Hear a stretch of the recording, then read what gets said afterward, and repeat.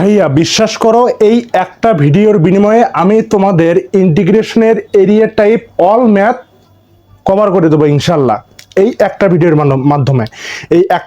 মাধ্যমে এই একটা ভিডিও দেখলেই ইন্টিগ্রেশনের এরিয়া টাইপ যত ম্যাথ আছে তোমরা সব সলভ করতে পারবা ইনশাল্লাহ। চলো আমরা বেশি কথা না বাড়িয়ে শুরু করি। আচ্ছা, এখানে আমরা একটা ম্যাথ রেখেছি, এরিয়া টাইপ ইন্টিগ্রেশনের ম্যাথ। এখানে আমরা কি বলছে এখানে প্রশ্নে y square equal to 4x এবং y ইকুয়াল টু x সরলরেখা দ্বারা আবদ্ধ ক্ষেত্রের ক্ষেত্রফল নির্ণয় করো। এটা একটা এরিয়া টাইপ ইন্টিগ্রেশনের ম্যাথ, তাই না? এখন এই সমস্ত ম্যাথ সলভ করার জন্য আমাদেরকে কিছু ট্রিক্স জানতে হয়। ভাইয়া বিশ্বাস করো, আমি যে এখন ট্রিক্সের কথাগুলো বলবো এটা বাংলাদেশের কোনো ভাইয়া এবং স্যারা তোমাদেরকে বলবে না।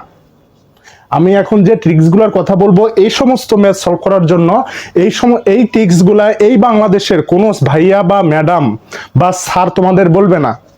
সো সবাই মনোযোগ দিয়ে আমার ট্রিক্সগুলা শুনবা কিভাবে এই সমস্ত ম্যাথ সলভ করার লাগে। আমরা এই পাশে ট্রিক্সগুলা লিখবো। আচ্ছা, ট্রিক্স।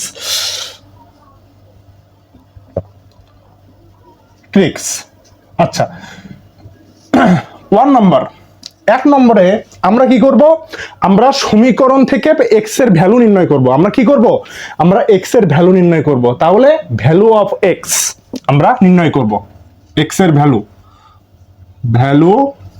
অফ x আমরা x এর ভ্যালু নির্ণয় করব 1 নম্বরে।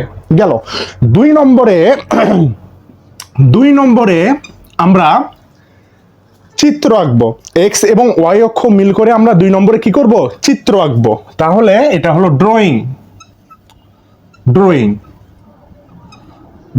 2 নম্বরে আমরা কি করব? ড্রয়িং। 3 নম্বরে আমরা সমীকরণ থেকে y এক পাশে নিয়ে যাব। আমরা সমীকরণ যে 2টা সমীকরণ থাকবে বা 3টা সমীকরণ থাকবে বা যে কয়টা সমীকরণ থাকবে ওই সকল সমীকরণ থেকে আমরা y এক পাশে সবগুলোর ক্ষেত্রে নিয়ে যাব। তাহলে y এক পাশে নিয়ে যাব সমীকরণে এক পাশে নিয়ে যাব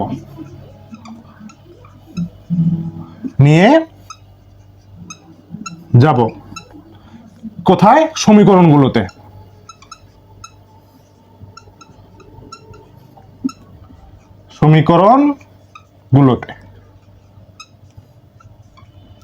আচ্ছা, গেল। তাহলে আমরা x এর ভ্যালু নির্ণয় করব।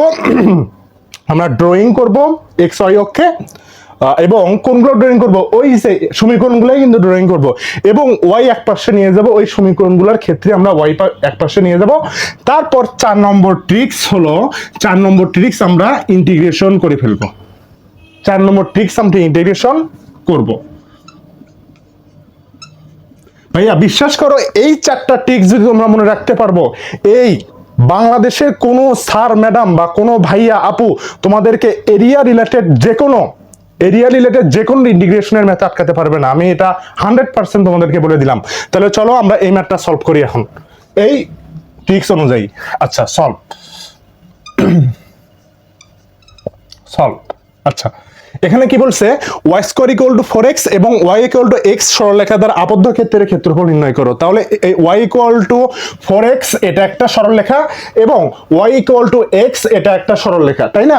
তাহলে y square equal to 4x এটা একটা সরলরেখার সমীকরণ বা বক্ররেখার সমীকরণ, যে রেখার সমীকরণ হোক না কেন এটা একটা সমীকরণ। এবং y ইকুয়াল টু x এটা একটা সমীকরণ, তাই না? এবং এই 2টা সমীকরণ থেকে যদি আমরা এখন প্রথমে কি করব?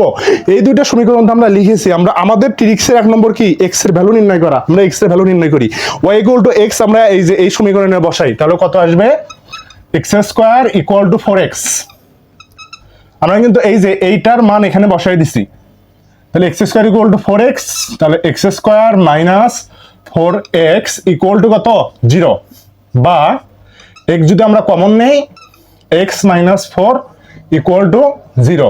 তাহলে আমরা x এর মান পাইলাম কত? x এর মান কিন্তু আমরা 2টা পাইলাম, একটা 0 আর একটা হলো 4। তাহলে x এর মান আমরা 2টা পাইছি, একটা 0 আর একটা কত? 4, তাই না? আমাদের কিন্তু একটা ট্রিক্স শেষ। আমরা 2 নম্বর ট্রিক্স কি করব? আমরা 2 নম্বরে ড্রয়িং করব। আচ্ছা, চলো আমরা ড্রয়িং করি। এবং এখানে একটা কথা নির্ণয় না বললেই নয়, এখানে যে আমরা ভ্যালু নির্ণয় করব এক্স এর, এটা লিমিট হিসেবে ব্যবহৃত হবে। এক্স এর যে ভ্যালুটা আমরা নির্ণয় করব ট্রিক্সের মধ্যে, ওটা কি হিসেবে ব্যবহৃত হবে? লিমিট হিসেবে ব্যবহৃত হবে ইন্টিগ্রেশনের এই ক্ষেত্রে। আচ্ছা, তাহলে এটা কি হিসেবে ব্যবহৃত হবে? এটা কিন্তু লিমিট হিসেবে ব্যবহৃত হবে, লিমিট হিসেবে ব্যবহৃত হবে। তাহলে এক্স এর মান আমরা 0 এবং 4 পাইছি, এটা লিমিট হিসেবে ব্যবহৃত হবে। আচ্ছা, তাহলে আমরা এই জায়গায় আমরা আঁকি, চলো আচ্ছা আঁকি, আচ্ছা আঁকি।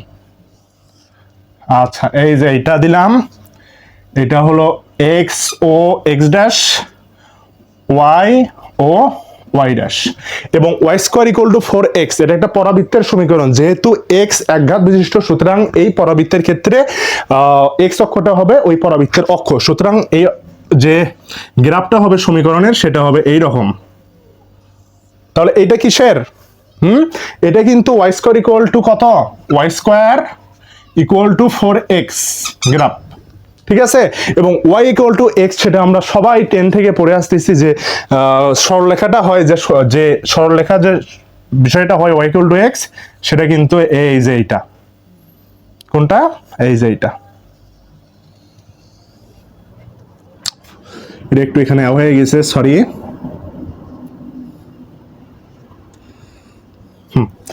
এইটা, তাহলে এইটা কিসের? এটা কিন্তু y equal to x, y equal to x, এবং এই y ইকুয়াল টু x একটা সরলরেখা, এবং y square equal to 4x, এই দুইটা রেখার ক্ষেত্রে যে আবদ্ধ ক্ষেত্রটা তৈরি হয়েছে আমরা দেখতে পাচ্ছি, এই যে এইটারে আমাদেরকে ক্ষেত্রফল নির্ণয় করতে হবে, তাই না? তাহলে আমরা কি কি ট্রিক শেষ করছি দেখো তো। আমরা কিন্তু দুইটা ট্রিক শেষ করছি, এই 1 নম্বরটাও শেষ করছি, 2 নম্বরটাও শেষ করছি। 3 নম্বর এখন আমরা y এক পাশে নিয়ে যাব। আচ্ছা, y এক পাশে নিয়ে যাই, চলো। এটার ক্ষেত্রে y এক পাশে নেওয়াই আছে, y ইকুয়াল টু, এটার ক্ষেত্রে y এক পাশে নিয়ে যাই এই সমীকরণের ক্ষেত্রে। তাহলে y ইকুয়াল টু যদি এক পাশে আমরা নিয়ে যাই, তখন plus minus root over 4x হবে। Plus minus root over 4x মানে প্লাস মাইনাস 2 রুট x, তাই না? আমরা y এক পাশে নিয়ে গেছি। এই ক্ষেত্রে আমরা দেখতেছি y এর কিন্তু এখানে দুইটা মান, একটা প্লাস 2 রুট x এবং আরেকটা হলো y এর মান হলো মাইনাস রুট x। কিন্তু আমরা দেখতেছি যেহেতু এই সমীকরণের ক্ষেত্রে দুইটা মান আসতেছে y এর, একটা প্লাস 2 রুট x, এবং এই সমীকরণের ক্ষেত্রে আরেকটা মান আসতেছে হলো y equal to minus 2 root x। তাহলে এই ক্ষেত্রে আমরা কোনটা ইউজ করব? এই যে সমীকরণটা আছে, এটা হলো y equal to 2 root x এর গ্রাফ, আর এই যে বিষয়টা আছে এটা হলো y equal to minus 2 root x এর গ্রাফ, বুঝছো? যেহেতু এই যে এই পুরোটাই একটা y square equal to 4x এর গ্রাফ, তাহলে এইটুকু হলো y equal to 2 root x এর গ্রাফ, এবং এইটুকু হলো y equal to minus 2 root x এর গ্রাফ। আমরা এটা সবাই ক্লিয়ার হয়ে গেলাম। কিন্তু আমরা এখানে ব্যবহার করব কোনটা? আমরা ব্যবহার করব এইটা, কেননা আমাদের এই পার্টটাই শুধু বলছে, এই পার্টটারে ক্ষেত্রফল আমাদেরকে নির্ণয় করতে বলছে যেহেতু, সুতরাং আমরা এই পার্টটাই ব্যবহার করব। আমাদের 3 নম্বর ট্রিক্সও শেষ, এখন আমরা ইন্টিগ্রেশন অ্যাপ্লাই করব। চলো, তাহলে এরিয়া এখানে লিখি, এরিয়া কি ইকুয়াল টু, আমরা কি দেব? ইন্টিগ্রেশন, তাই না? হ্যাঁ, ইন্টিগ্রেশন চিহ্ন আমরা দিয়ে দিলাম। আমাদেরকে লিমিট কি বসাতে হবে? এক্স এর ভ্যালু কত পাইছি? 0 আর 4, তাহলে 0 আর 4 আমরা লিমিট বসাইলাম। ক্লিয়ার? হ্যাঁ, এখন আমাদেরকে দেখতে হবে কি, এখন এখানে আমাদেরকে একটা বিষয় মনে রাখতে হবে, সেটা হলো ডান পাশ সবসময় অগ্রাধিকার বেশি পায়। ডান পাশ সবসময় অগ্রাধিকার বেশি পায়, এবং উপরে যে থাকে সে অগ্রাধিকার বেশি পায়।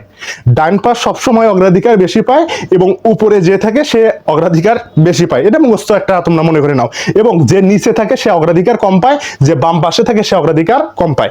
এখানে দেখো তো, এই যে গ্রাফ দুইটা, এটা একটা সরলরেখার graph y equal to x, এবং এটা equal to y equal to 2 root x এর একটা গ্রাফ। কোনটা উপরে? এই যে y equal to 2 root x, এটা কিন্তু উপরে, তাই না? y equal to 2 root x, এটা কিন্তু উপরে। সুতরাং এইটা অগ্রাধিকার বেশি পাবে y ইকুয়াল টু x এর চেয়ে। সুতরাং এই y এর মানটা আমরা বসাবো। y এর মানটা কতখানে? 2 রুট x লিখি, 2 রুট x লিখি, 2 রুট x আমরা লিখেছি। আচ্ছা, এখন এই যে y ইকুয়াল টু x, এটা নিচে, তাহলে এটা অগ্রাধিকার কম পাবে, এটা আমরা পরে লিখবো। পরে কত লিখবো? y এর মান, শুধু y এর মানগুলো লিখবো, x লিখলাম। এবং এটা অগ্রাধিকার কম পাওয়ার কারণে আমরা এটা এক্সট্রা পরে লিখলাম, শুধু y এর মান বসায়। এখন আমরা করব কি, এখানে একটা মাইনাস চিহ্ন দিয়ে দিব, এখানে একটা কি চিহ্ন দিয়ে দেব? এখানে একটা আমরা মাইনাস চিহ্ন দিয়ে দেব। মাইনাস চিহ্ন দেওয়ার পর আমরা এটা ব্র্যাকেট ক্লোজ করে এখানে dx বসে দেব। ঠিক আছে, তাহলে আমাদের কিন্তু এই 4 নম্বর টিপসটাও শেষ। এখন সাধারণ ইন্টিগ্রেশন করে আমরা ক্ষেত্রফল নির্ণয় করব। চলো শুরু করি। আচ্ছা, তাহলে কত হবে 2√x ইন্টিগ্রেশন 2 তে তো বাইরে চলে আসবে, ইন্টিগ্রেশন অফ 0 থেকে 4, তাহলে x হলো পাওয়ার আছে হাফ, তাহলে 1 বেড়ে যাবে, তাহলে 1 যদি বেড়ে যায় হাফের x এর পাওয়ার যেহেতু হাফ, 1 বেড়ে গেলে কত হবে 3/2, তাহলে x to the power 3/2 divided by 3/2, এটা একটা হবে মাইনাস ইন্টিগ্রেশন অফ এই যে সরি এই যে এটা তো আমরা ইন্টিগ্রেশন করেই ফেলছি, আমরা ভাঙ্গেই করি, অনেকে বুঝবে না তো আমরা ভাঙ্গেই করি। আচ্ছা, তাহলে ভাঙ্গে আমরা কিভাবে করব, তাহলে ইন্টিগ্রেশন অ্যাপ্লাই করলাম, এই 2টা সবসময় তো ধ্রুবক বাইরে নিয়ে দিলাম, আমরা লিমিট অ্যাপ্লাই করলাম, এই 2√x এর উপর এখন আমরা কি অ্যাপ্লাই করব, ইন্টিগ্রেশন অ্যাপ্লাই করব 2√x dx, মাইনাস আবার আমরা ইন্টিগ্রেশন অ্যাপ্লাই করলাম 0 থেকে কত পর্যন্ত 4 পর্যন্ত, এই x এর উপর এখন আমরা ইন্টিগ্রেশন অ্যাপ্লাই করব dx, তাই না? আমরা ইন্টিগ্রেশনের সাধারণ যে ধর্মাবলী থেকে আমরা ইন্টিগ্রেশন এটা শেষ করতেছি, তাহলে ইকুয়াল টু 2 ইনটু, তাহলে 2√x তো আমরা সরি এই 2টা হবে না, কেননা আমরা 2টা আগে বাইরে নিয়ে এসেছি।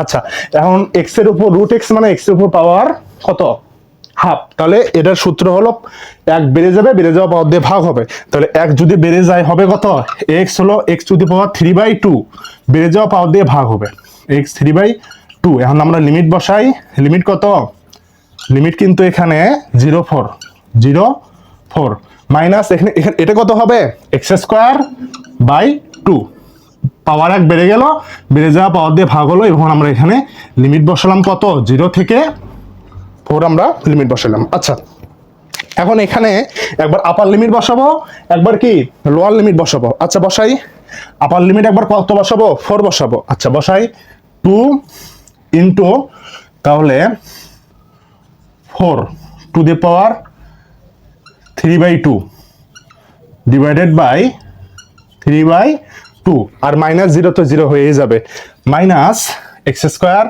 তাহলে 4² ওটা 0 তো 0 হয়েই যাবে। তাহলে এখান থেকে যদি আমরা এখানে আসি কি হয়, তাহলে কি হচ্ছে 2 উপর 2 কাটাকাটি হয়ে যাবে, 2 উপর 2 কাটাকাটি হয়ে যাবে কিরকম ভাবে, এই দেখো 2 উপর 2, তার উপর আছে কত, তার উপর আছে হলো 3/2, এই 2 আর 2 কাটাকাটি হয়ে গেল, তো 2 উপর থাকলো 3, তাই না? এর নিচে আরেকটা কত আছে, এর নিচে আরেকটা আছে 3/2, আবার 2 একটা গুণ আছে, কিন্তু এই 2 একটা গুণ আছে, আর উপরে কত হবে 4 4 16 8, তাহলে মাইনাস কত 8, তাহলে ইকুয়াল টু এই 2 2 2 চলে গেল, 2 2 2 যদি চলে যায় উপরে থাকবে হলো 8, 2 উপরে দিলে 8 গুণ উপরে 2/3 গুণ 2 মাইনাস 8, তাহলে এখানে ইকুয়াল টু আসলো কত, আর 2 গুণ 16 32, তাহলে 32/3 মাইনাস 8, এখান থেকে সমান চিহ্ন আমরা দিচ্ছি, সমান চিহ্ন দিয়া 3, তাহলে 32 মাইনাস 3 আসতে 24, তাহলে ইকুয়াল টু 24 আর এখানে হলো 8, তাহলে 8/3 বর্গ একক, এই যে বর্গ একক অর্থাৎ স্কোয়ার ইউনিট, কিউ ইউনিট। ঠিক আছে, বুঝছো কি তোমরা সবাই? হ্যাঁ, সো এই ভিডিওটার মাধ্যমে তোমাদের অবশ্যই আমি মনে করি ক্লিয়ার হয়ে যাবে এরিয়া রিলেটেড সব ইন্টিগ্রেশনের ম্যাথ। আজ এই পর্যন্তই, দেখা হবে নেক্সট ভিডিওতে, ততক্ষণ পর্যন্ত তোমরা সবাই ভালো থাকো, সুস্থ থাকো। আসসালামু আলাইকুম ওয়া রাহমাতুল্লাহি ওয়া বারাকাতুহু, টাটা।